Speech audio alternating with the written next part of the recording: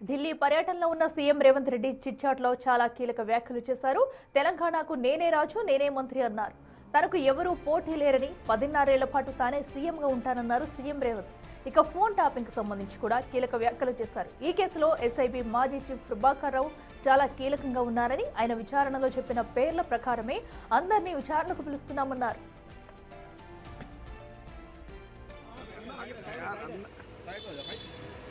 Side में हो जाएंगे सर, साइड में हो जाएंगे।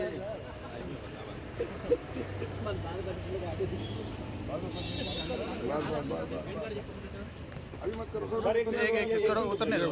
आप लोग जाएंगे नहीं सर? कर लो बस बस एक मिनट रुक जाइए सर। हाँ आगे यार, साइड में हो जाएंगे सर, साइड में हो जाएंगे।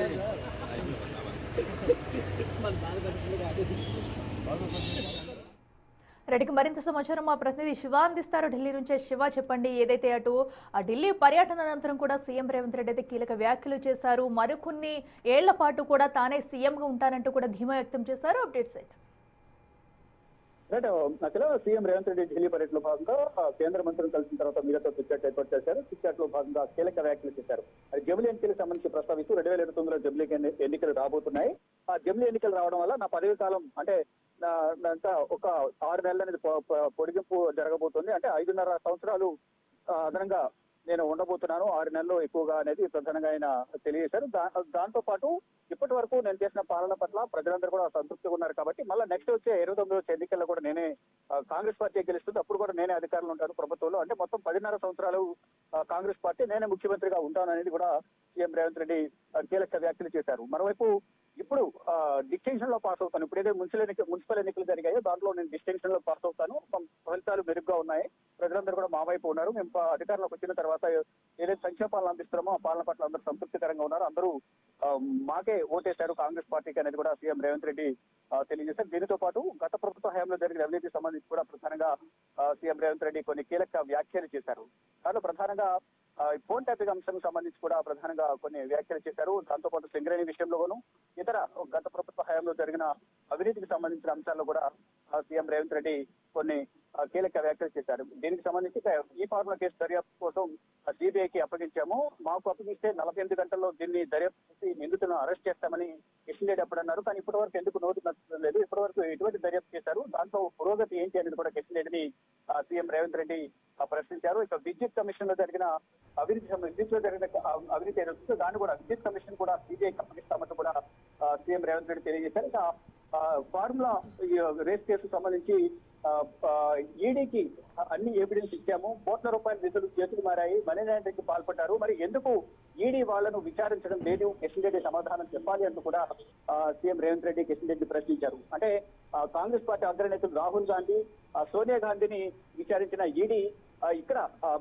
కేటీఆర్ ను ఎందుకు విచారించడం లేదు, దాంట్లో అవినీతి జరిగింది, మనీ ట్రయల్ జరిగిందని మేము ఆధారాలు ఇచ్చాము, ఈడీకి ఎవిడెన్స్ అని ఇచ్చాము, కానీ 48 గంటల్లో మేము దీనికి సంబంధించి విచారణ చేపడతామంటూ కూడా ఏదైతే ప్రధానంగా కిషన్ రెడ్డి చెప్పారో ఎవిడెన్స్ అని సమర్పించిన తర్వాత కూడా ఎందుకు విచారణ చేపట్టడం లేదు, దాని పురోగతి ఏంటి, దానిపై ఎందుకు సమాధానం చెప్పడం లేదు అనేది కూడా ప్రధానంగా సీఎం రేవంత్ రెడ్డి కిషన్ రెడ్డిని ఉద్దేశించి ప్రధానంగా కొన్ని ప్రశ్నలు అయితే వేశారు. ఇక దీనితో పాటు ఇక సింగరేణికి సంబంధించిన టెండర్ల విషయంలోనూ ఇతర కొన్ని కీలక విషయాలకు సంబంధించి ప్రధానంగా సింగరేణి టెండర్ల విషయంలో 2018లోనే కేంద్రం మార్పులు చేసింది. సింగరేణి టెండర్ల వ్యాపారంలో దానికి సంబంధించి అంటే టెండర్లకు సంబంధించి ఏం జరిగింది ఏంటనేది కూడా రానున్న అసెంబ్లీ సమావేశాల్లో అన్ని విషయాలను దాంట్లో మెన్షన్ చేస్తాను, దాంట్లో ఏమైనా అవకతవకలు ఉన్నాయి, అసలు ఏం జరిగింది ఏంటి అనేది కూడా అసలు విషయాలను కూడా అక్కడ చూపిస్తామంటూ కూడా ఆ సందర్భంలో అన్ని తెలుసుకున్న తర్వాత దాంట్లో మా తప్పు ఏది లేదు అనేది తెలిసిన తర్వాత కిషన్ రెడ్డి క్షమాపణ చెప్తారా అనేది కూడా కిషన్ రెడ్డిని ఎదురు ప్రశ్నించిన పరిస్థితి అయితే కనిపిస్తుంది. అంటే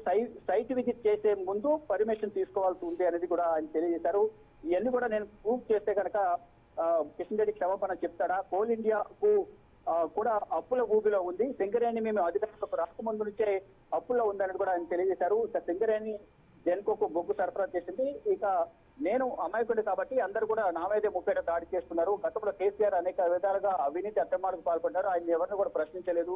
ఇటు ఎందుకు ప్రశ్నించలేదు అంటే కిషన్ రెడ్డికి రాజకీయ గురువులు కేటీఆర్ కాబట్టి వారిపై ఎటువంటి ప్రశ్నలు వేయడం లేదు, వారికి రాజకీయ గురువులుగా వారు ఉన్నారు కాబట్టి కిషన్ రెడ్డి ఏం మాట్లాడడం లేదనేది కూడా కిషన్ రెడ్డిని ఉద్దేశించి మాట్లాడారు. మరోవైపు కేసీఆర్ సెల్ఫ్ హౌస్ అరెస్ట్, ఇప్పటికే హౌస్ అరెస్ట్ లో ఉన్నారు, ఆయనకు సెల్ఫ్ హౌస్ అరెస్ట్ చేసుకున్నారనేది ప్రధానంగా చెప్తున్నారు. అంటే ఫోన్ ట్యాపింగ్ కేసులో కేసీఆర్ అరెస్ట్ చేస్తారనే ప్రశ్నించిన నేపథ్యంలో సీఎం రేవంత్ రెడ్డి వ్యాఖ్యలు చేశారు. అంటే ఫోన్ ట్యాపింగ్ సంబంధించి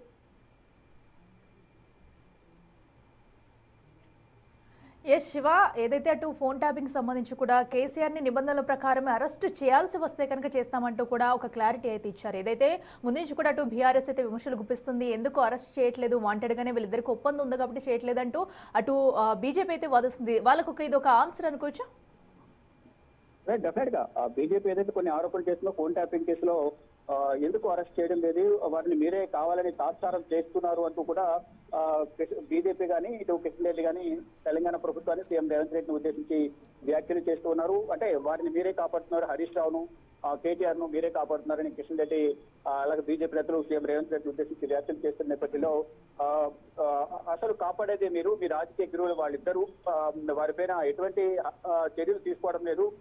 ఈ ఫార్ములా కేసుకు సంబంధించి ఎవిడెన్స్ అన్ని కూడా ఇచ్చాము, కానీ ఎందుకు అరెస్ట్ చేయడం లేదు ఈడీ? రాహుల్ గాంధీని అలాగే సోనియా గాంధీని విచారించిన ఈడీ ఇటు కేసీఆర్ విచారించడం ఎందుకు తాత్సారం చేస్తుంది? దీనికి కిషన్ రెడ్డి సమాధానం చెప్పాలని కూడా ప్రధానంగా సీఎం రేవంత్ రెడ్డి ఇటు కిషన్ రెడ్డిని ప్రశ్నించారు. ఇక ఈ ఫోన్ ట్యాపింగ్ అంశం అనేది ప్రధానంగా ఆ ఫోన్ ట్యాపింగ్ సంబంధించి నాకు వినాల్సిన అవసరం లేదు. అది ఆ ఫోన్ ట్యాపింగ్ అనేది వినడం వల్ల ప్రధానంగా ఎవరైతే గత ప్రభుత్వ హయాంలో మొత్తం అన్ని రంగాలకు సంబంధించి అడ్వకేట్స్ సంబంధించి కానీ జడ్జీలకు సంబంధించి సినీ హీరోలు రాజకీయ నాయకులు పర్సనల్ గా వాళ్ళు మాట్లాడుకున్న విషయాలని కూడా వారు విన్నారు అని, అది వినడం వల్ల వారికి ప్రధానంగా జీవితం మీద విరక్తి కలిగే విధంగా కూడా వారు ఈ ఫోన్ ట్యాపింగ్ సంబంధించి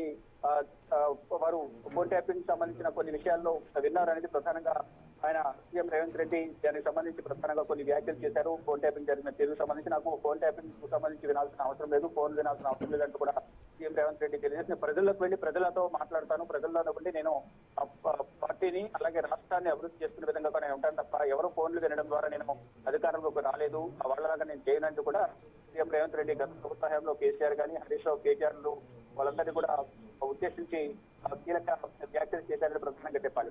గత ప్రభుత్వ హయాంలో అభివృద్ధి ఏం జరిగింది, ఇప్పుడు ఏం జరిగింది అనేది కూడా ప్రధానంగా ఉద్దేశం చేశారు. గత ప్రభుత్వ హయాంలో ఒక్క ఎయిర్పోర్ట్ కూడా రాలేదు, కానీ నేను అధికారంలోకి వచ్చిన తర్వాత కాంగ్రెస్ పార్టీ అధికారంలోకి వచ్చిన తర్వాత 2 ఎయిర్పోర్ట్లు అయితే వచ్చాయి అంటూ కూడా తెలియజేశారు. త్వరలోనే ఆ ఎయిర్పోర్ట్లకు సంబంధించిన పనులు కంప్లీట్ చేసి వాటిని అమల్లోకి తీసుకుని వస్తాం, అంటే రన్నింగ్ అనేది వాడుకలోకి తీసుకొస్తామని కూడా తెలియజేశారు. ఈ రోజు ఇటు పౌర విమానయాన శాఖ మంత్రి రామ్మోహన్ రెడ్డి కలిసి దానికి మామూలు ఎయిర్పోర్ట్ ఏదైతే దానికి సంబంధించిన భూములకు సంబంధించిన అన్ని ఎవిడెన్స్ అని కూడా సమర్పించామంటూ కూడా తెలియజేశారు. ఇక ఇటీవల ఈ బడ్జెట్ లో కూడా రైల్వే బడ్జెట్ లో హైదరాబాద్ కు మొత్తం 7 బుల్లెట్ ట్రైన్లు అయితే దాంట్లో హైదరాబాద్ కు 3 బుల్లెట్ ట్రైన్లను కేటాయించారు.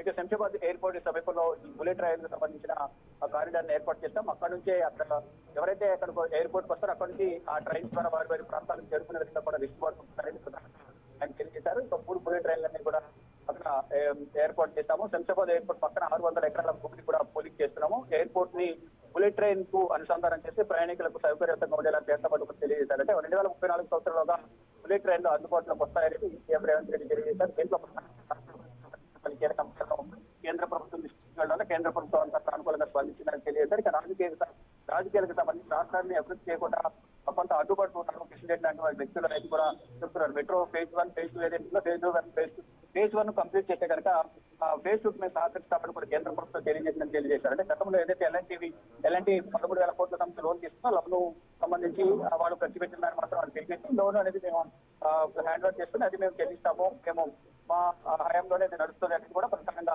ఎల్ఎన్టీ ప్రాజెక్ట్ సంబంధించి సీఎం రేవంత్ రెడ్డి తెలియజేశారు. దాంతో పాటు ఈ సెకండ్ ఫేజ్ సంబంధించి కేంద్ర ప్రభుత్వం నుంచి రావాల్సిన నిధులు కానీ పర్మిషన్లు కానీ ఆ విషయంలో వారు సహకరిస్తామని కూడా సీఎం రేవంత్ రెడ్డి చిట్చాట్లో భాగంగా తెలియజేశారు. మరోవైపు భారతరత్న అటు ఎన్టీఆర్ ఉద్దేశించి టీడీపీ పార్టీ వ్యవస్థాపక అధ్యక్షుడు ఎన్టీఆర్ ప్రముఖ నటుడు ఎన్టీఆర్ గురించి కూడా ఆయన కొన్ని వ్యాఖ్యలు చేశారు. ఎన్టీఆర్ యువకుని సొత్తు కాదు, జాతీయ సొత్తు, ఆయన గురించి తక్కువగా మాట్లాడేవారు మూర్ఖులతో సమానమంటూ కూడా సీఎం రేవంత్ రెడ్డి తెలియజేశారు. దానితో పాటు ఆయనకు భారతరత్న ఇవ్వాలని నేను పర్సనల్ గా వ్యక్తిగతంగా ఎస్ శివ, డిమాండ్ చేస్తున్నారని మరో కూడా పక్కన సీఎం రేవంత్ రెడ్డి చూసుకున్నట్టయితే తెలియజేశారు. అటు సింగరేణికి సంబంధించి కూడా టెండర్ల విషయంలో అసెంబ్లీలో మాట్లాడతానని కూడా చాలా కాన్ఫిడెంట్ గా చెప్పారు. సో దానిలో అటు సైట్ విజిటింగ్ లో ఎవరి తప్పుదాలు ఏంటనేది కూడా అసెంబ్లీ సాక్షిగా బట్టబయలు చేయనున్నారనుకోవచ్చు.